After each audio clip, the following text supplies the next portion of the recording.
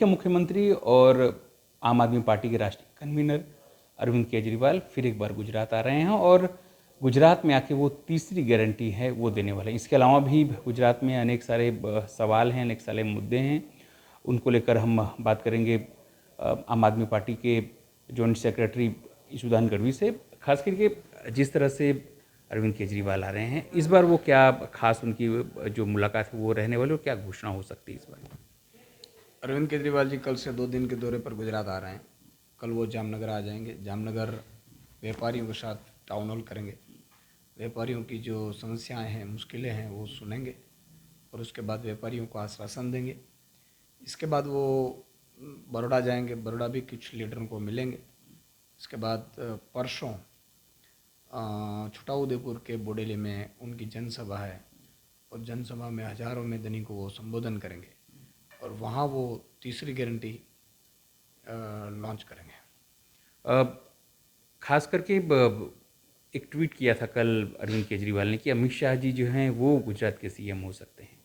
आप लोगों ने भी उसको रिट्वीट किया था। क्या उद्देश्य, क्या सोचकर किया था ये? क्योंकि बीजेपी कह रही है तो सर हो ही नहीं सकता, खाली ये पानी में पत्थर डालने वाली बात है।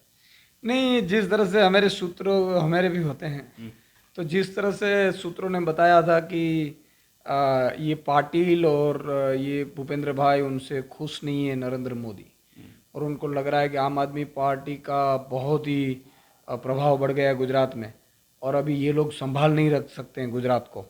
जिस तरह से लट्ठा कांड हुआ, जिस तरह से लंपी वायरस में हजारों गायें मृत्यु हुई, जिस तरह से गुजरात में मंदिरें तोड़ रहे हैं, तो ये लोग क्या है कि गुजरात विरोधी मानसिकता और पाटिल की खासतौर पर गुजरात विरोधी मानसिकता क्षति हो गई, ऐसा बताया था और इनको लोगों को ठमकारा होगा मोदी ने।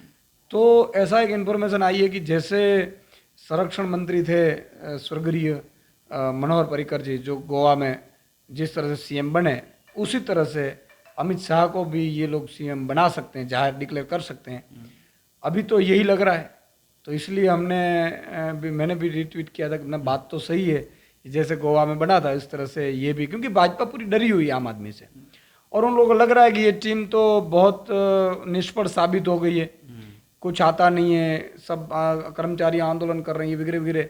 तो उनको शायद ऐसा लग रहा होगा शायद अमित शाह जाए और आम आदमी का कंट्रोल हो सके, लेकिन ऐसा तो होगा नहीं, क्योंकि आम आदमी अगर समझो अमित शाह आ भी जाते हैं तो वो तो उनकी पार्टी का निर्णय है। आम आदमी पार्टी किससे गया? अरविंद केजरीवाल को क्यों ट्वीट करने की जरूरत पड़ती है? क्यों नहीं? अरे भाई, आप सीएम ऐसे ही बदल देते हो दिन में। यार, गुजरात की जनता का अपमान नहीं, बार बार आप सीएम बदलोगे। पहले 5 साल पहले ये आनंदीबेन को बोलते हैं बहुत ही अच्छा आनंदीबेन ने काम किया, दूसरे दिन आनंदीबेन रिजाइन दे दी फेसबुक से। फिर नरेंद्र भाई और सब तारीफ करते हैं विजय भाई का, तो क्या काम है?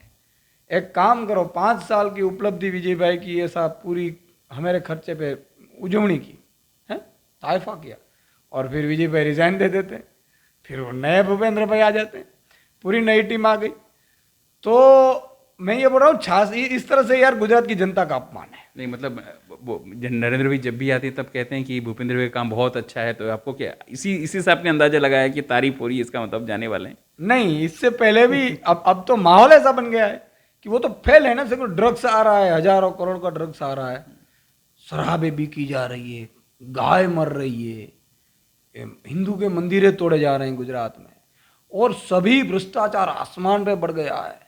देखो, अब स्कूलें अच्छी है नहीं, खत्म हो गया हॉस्पिटल्स, लोग मर रहे हैं, महंगाई बढ़ रही है, सीएनजी बढ़ रहा है, तो ये लोग तो वैसे भी जाने वाले हैं। तो ये लास्ट ऑप्शन शायद ये कर सकते हैं कि अमित शाह को बिठा दें, चलो एक बार ट्राई कर लें। इसलिए हमें लग रहा है कि अमित शाह जी का नाम आया है। आपने आज प्रेस कॉन्फ्रेंस की और सीएनजी के मुद्दे को उठाया कि रिक्शा का जो है वो, हालांकि आम आदमी पार्टी ने उठाया, रिक्शा वाले कहीं विरोध में नहीं दिख रहे हैं इसको। रिक्शा वाला तो थोड़े बहुत तो किया था विरोध, मैंने भी देखा था न्यूज़ में, लेकिन इनको विरोध करने नहीं देते। आप भी विरोध करके देखो, नहीं दिया गया, वो अंदर डाल देंगे।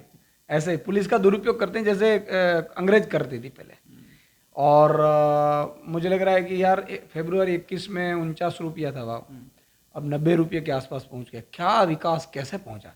विकास इतना बड़ा जल्दी हो जाएगा मोटा, ये तो किसी ने देखा नहीं था। धीरे धीरे होता है बेसिकली। लेकिन भाजपा का विकास तो पता नहीं है, अगले दिन 6 साल का है, दूसरे दिन 15 साल का हो जाता है।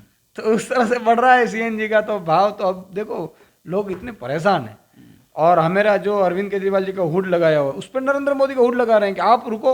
रिक्शा वाले कर रहे हैं भाई हमें नहीं लगाना है, इनसे भागना है, छूटना है, इसलिए तो हम अरविंद जी का ला रहे हैं कि जैसे हमारा कुछ सीएनजी कंट्रोल हो, महंगाई में कंट्रोल हो, कुछ फायदा मिले।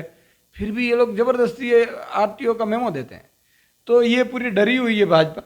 लेकिन जब ईश्वर आता है ना तो रावण का राज खत्म करता है। मतलब आप ईश्वर अरविंद केजरीवाल जी को कह रहे हैं और रावण राज मतलब यहाँ बीजेपी को कह रहे हैं, ऐसा है? मैं रावण राज जरूर बीजेपी को कह रहा हूँ, ईश्वर जनता को कह रहा हूँ, गुजरात की जनता है। सबसे बड़ी बात यह है कि जब जब अरविंद केजरीवाल जी आते हैं यहाँ पर, तब बीजेपी के लोग कहते हैं कि फ्री की रेवड़ी खाली वादा करने के लिए आ रहे हैं। मुकेश पटेल ने फिर भी सूरत में ये बात को कहा है कि ये इस तरह की बातें हैं और फ्री की रेवड़ी देने के लिए आ रहे हैं, विश्वास ना करें ये सब बातों, क्योंकि सरकार आनी नहीं है इसलिए खाली बातें कर रहे हैं। ये तो भाजपा वाले दिल्ली में भी कह रहे थे। दिल्ली में पहले भाजपा की ही सरकार थी, 32 एमएलए आए थे ना, भाजपा के ज्यादा थे, आम आदमी से नहीं थे। लेकिन मान लो कि दिल्ली में तब भाजपा की आ जाती तो अभी सभी जो स्कूल हैं अच्छी वो सब प्राइवेट हो जाती। मान रहे हैं, अब मानो ही, फिर कोई मोहल्ला क्लिनिक नहीं होता, फिर कोई दवाइयाँ फ्री नहीं मिलती, फिर कोई टेस्ट फ्री नहीं मिलता। यानी कि दिल्ली वाले परेशान हो गए। ये तो ईश्वर ने कहा कि अरविंद केजरीवाल जी आम आदमी आए, 28 सीट आई, फिर सरकार बन गई। और अभी आज आप दिल्ली देख सकते हो, पूरे सीसीटीवी है। कितनी हत्याएं होती थी, पुलिस नहीं है, फिर भी सीसीटीवी की वजह से हत्या नहीं हो रही है। निर्भया कांड कितने होते थे। दूसरा कि ये लोग फ्री की रेवड़ी कर रहे हैं। हमने पंजाब में गए, पंजाब में भी सब फ्री चालू किया है अभी राहत देने के लिए। 600 यूनिट बिजली शुरू हो गई। पंजाब सबसे कर्जे वाला है, 5 साल में आप देख लेना, कर्जा भी आधा हो जाएगा और फ्री भी मिल रहेगी, क्योंकि करप्शन खत्म कर दिया है। आपको मैं बताऊं, दिल्ली में इतनी चीजें फ्री देते हैं, फिर भी हिंदुस्तान में आप क्या करें, केक का रिपोर्ट है, आप मुझे मत मानिए, केक का रिपोर्ट है, नरेंद्र मोदी की केक है अभी, वो केक का रिपोर्ट आप पढ़ लीजिए। अरविंद केजरीवाल जी की एक ऐसी सरकार है जो फ्री देने के बाद प्रॉफिट में चल रही, तो इससे तो बड़ा पुरावा क्या हो सकता है। और तीसरा मैं एग्जांपल देता हूं पंजाब का। 4 महीने हुए सरकार के। इस 3 महीने पहले का जो इनकम थी रेवेन्यू पंजाब की, वो 15,000 करोड़ थी 3 महीने की, अभी 21,000 करोड़ हो गई। 6,000 करोड़ बढ़ गई 3 महीने में। क्यों? क्योंकि लीकेज बंद कर दिया, करप्शन बंद कर दिया। तो हमारी तो 5 साल की फ्री बिजली एक की 3 महीने में हो गई, इतना तो खर्चा। तो अरविंद केजरीवाल हिसाब से आते हैं, हम वादा करते हैं वो पूरा करते हैं, हम जुमलेबाज नहीं है, हम गारंटी कार्ड देते हैं और गारंटी कार्ड पूरा करते हैं। आज ही एक अहमदाबाद में घटना बनी है और गौवंश के कुछ मतलब ऑर्गन्स बॉडी के पार्ट्स वहाँ मिले। इसके कारण बीएचपी ने मुद्दा उठाया और ईसनपुर को बंद का माहौल जो है वहाँ पे बंद का ऐलान किया है।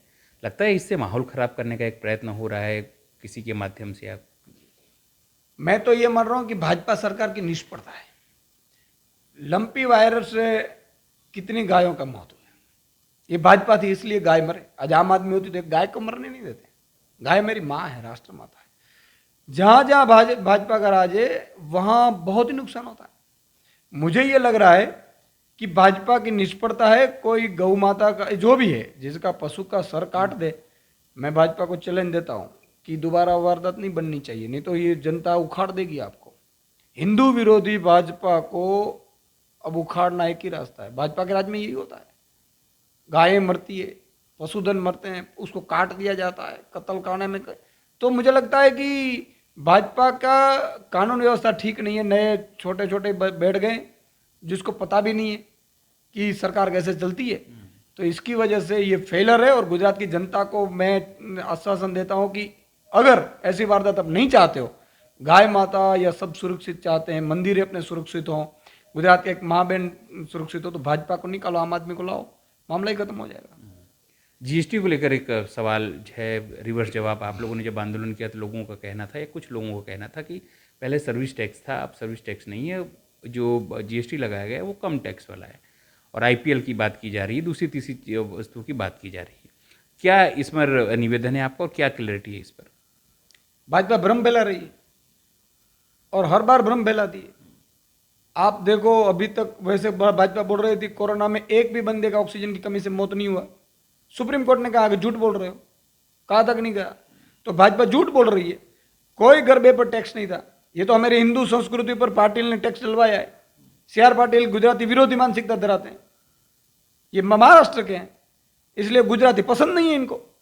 और भाजपा वालों ने, भाजपा की वजह से वो गुजरात में सुपर CM बन गया है, इसलिए इन्होंने डलवाया है। ये हिंदू विरोधी कृत्य है और भाजपा अभी उसको बचाव करने के लिए लगी हुई है। मैं मान रहा हूँ कि उनको माफी मांगनी चाहिए। दूसरा, इन्होंने कहा कि IPL की इनकम पे कोई टैक्स नहीं है, फ्री है, देख लीजिए, गूगल कर लीजिए। और IPL की टैक्स डाले तो एक IPL में जितना इनकम होगी वो 50 साल तक गरबों पे GST फ्री कर दोगे, उतनी इनकम हो जाएगी, तो कर दो, कौन मना कर रहा है। लेकिन यहाँ GST गरबे पर, हिंदू लोगों का त्यौहार पर ये किया है भाजपा ने। अब भाजपा को विनाश काल पे विपरीत बुद्धि, घर बैठना है बस। ये थे शिवदान गढ़वी, जिनका स्पष्ट तौर पे मानना है कि जिस हिसाब से गुजरात में भ्रम फैलाया जा रहा है, जिस हिसाब से गौवंश की हत्या हो रही है, जिस हिसाब से अब लोगों को जो सुविधा मिलनी चाहिए वो नहीं मिल रही है। अगर लोगों को चाहिए, निश्चित तौर पर भाजपा को हटाना होगा और आम आदमी पार्टी को गुजरात में सत्ता देनी होगी।